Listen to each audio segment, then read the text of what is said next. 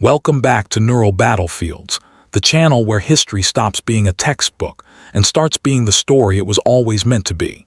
If you are new here, make sure you hit that subscribe button and turn on notifications, because we cover the kind of history that changes the way you see the world. Today, we are going into one of the most extraordinary stories ever written in human blood, faith, and ambition. The rise of the Ottoman Empire, not the sanitized version.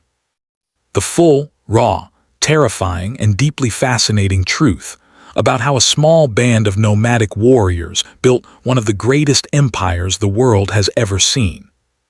Let us begin. The year 1299. The world is fragmented. The great Abbasid Caliphate, once the beacon of Islamic civilization, had been shattered by the Mongol invasion just decades earlier. In 1258, the Mongols sacked Baghdad, executing the caliph and burning libraries that had preserved centuries of human knowledge. The Muslim world was in trauma.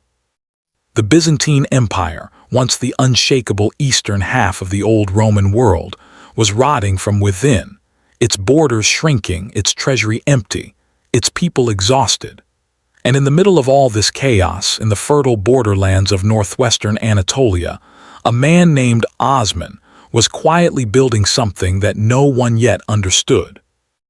Osman was the son of Ertugrul, a tribal chieftain of the Kei tribe, a group of Turkish nomads who had migrated westward out of Central Asia to escape the very same Mongol wave that had devastated the Islamic world.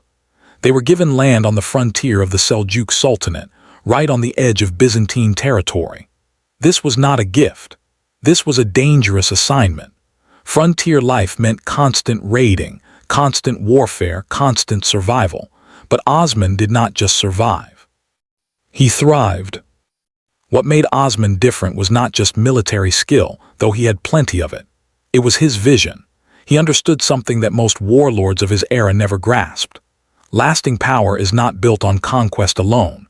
It is built on loyalty, on justice, and on meaning. Osman was deeply influenced by the teachings of Sufi scholars, particularly Sheikh Edebali, whose daughter he eventually married.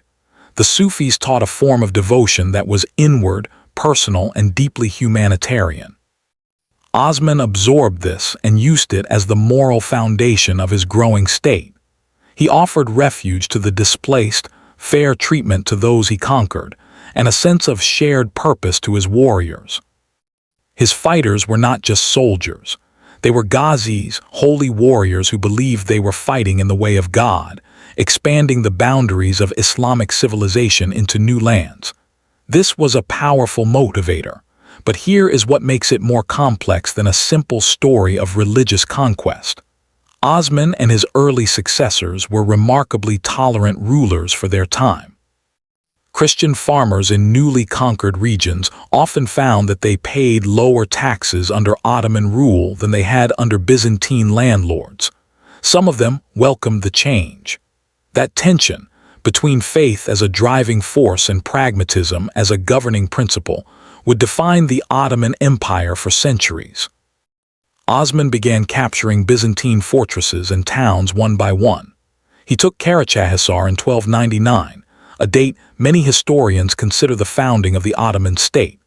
He blockaded the major Byzantine city of Bursa for years before his son Orhan finally captured it in 1326, the year Osman died. According to tradition, Osman died just as news arrived of Bursa's fall, and his last wish was to be buried there. It was a symbolic moment. A man who began with nothing had, in a single lifetime, made a city his tomb. Orhan, his son and successor, was a man of deep strategic intelligence. He understood that a raiding band must transform into a state if it is to survive. He created one of the most revolutionary military institutions of the medieval world, the Janissaries. The word comes from the Turkish yeni sheri, meaning new soldiers. These were not ordinary troops. They were young boys, mostly from Christian families in conquered territories, taken through a system called devshirm, educated, converted to Islam, and trained from childhood to become elite soldiers and administrators. They owed everything to the Sultan. No tribal loyalties, no family politics, no divided allegiance. just total dedication to the empire. This was shocking by modern standards, and it was not without its cruelties and contradictions. Yet it is important to understand the context. Many families in these territories actually saw the devshirme as a path to social mobility for their sons, a way out of poverty and into power. Some of the most powerful grand viziers and military commanders in Ottoman history came from this system. The empire was, in this sense, a meritocracy wrapped inside an autocracy. Orhan also began the practice of absorbing neighboring Turkish principalities through marriage alliances, negotiation, and when necessary, war. The Ottomans were not operating in a vacuum. They were surrounded by other Turkish beyliks, small independent principalities that competed for the same resources and glory. Orhan outmaneuvered them with a combination of diplomacy and force that set the pattern for the empire's expansion for generations. Then came Murad I, and the story exploded. Murad first crossed into Europe. In 1362, the Ottomans took Adrianople, renaming it Edirne and making it their new capital. Think about what that meant. A nomadic tribe that had been given a patch of frontier land barely 60 years earlier now had its capital in Europe. The speed of this transformation is almost incomprehensible.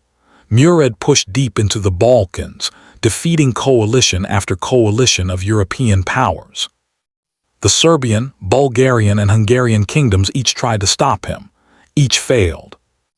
The Battle of Kosovo in 1389 stands as one of the most mythologized moments in Balkan history.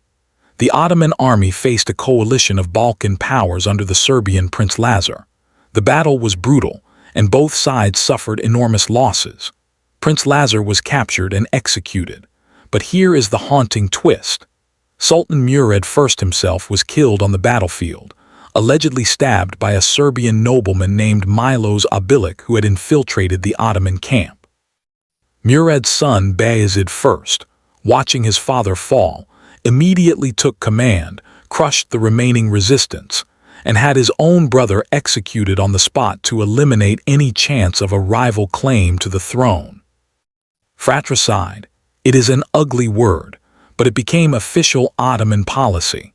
The man who became sultan would have all of his brothers killed to prevent civil war. This was not sadism for its own sake. The Ottomans had watched other dynasties tear themselves apart over succession. They chose a brutal solution to a brutal problem. It is one of the darkest chapters of Ottoman governance. And it is impossible to discuss the rise of this empire honestly without acknowledging it. Bayezid I, called the Thunderbolt because of the speed of his campaigns, continued expanding at a terrifying pace. He besieged Constantinople itself, the great city that had defied invaders for over 1,000 years. He nearly had it, but then something happened that nobody saw coming. Timur, Tamerlane, the world conqueror who had rebuilt the Mongol tradition of absolute devastation, arrived from the east with one of the most powerful armies in the world. In 1402, at the Battle of Ankara, Timur defeated Bayezid in a catastrophic engagement, captured the Sultan, and sent the Ottoman Empire into a decade of civil war. For a moment, it seemed like the dream was over. It was not.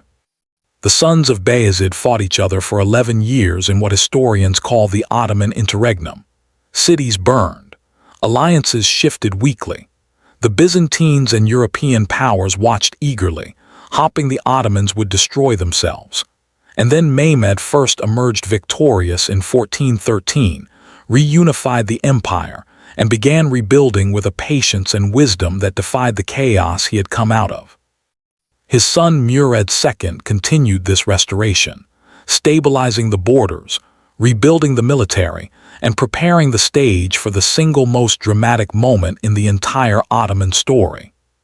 Constantinople, the city on the water, the city Constantine the Great had built as the new Rome in 330, a city protected by the Theodosian walls, considered virtually impregnable for over 1,000 years.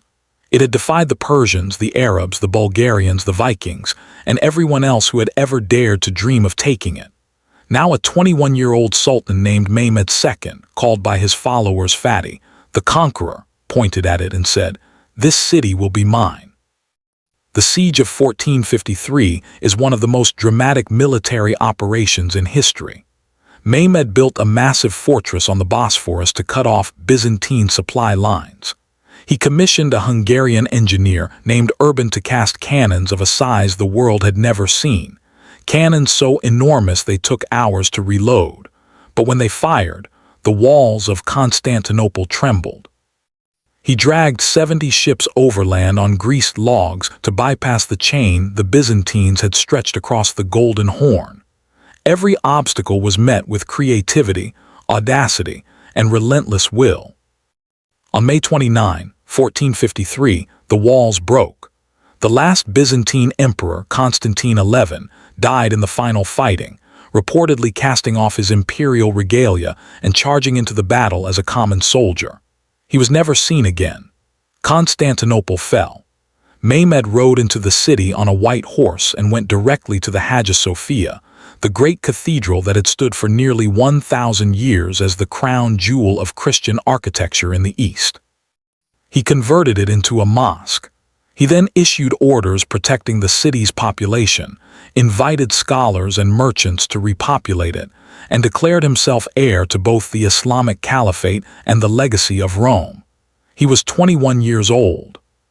The fall of Constantinople sent a shockwave across the world. In Europe, church bells rang in mourning. Scholars fled westward, bringing Greek manuscripts that would help fuel the Renaissance. Trade routes were disrupted, pushing European nations to seek new paths to Asia, a desperation that would eventually lead Christopher Columbus westward across the Atlantic in 1492. The Ottoman conquest of Constantinople did not just end the Byzantine Empire. It reshaped the entire planet. But what does all of this mean?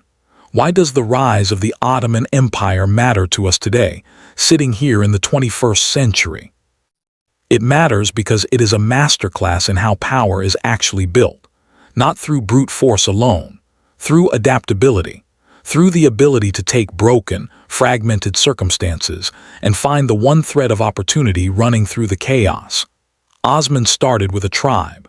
His descendants inherited the world because each generation understood something the previous one had left unfinished. They took the long view when everyone else was thinking about tomorrow.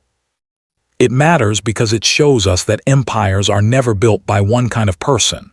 The Ottomans succeeded because they absorbed.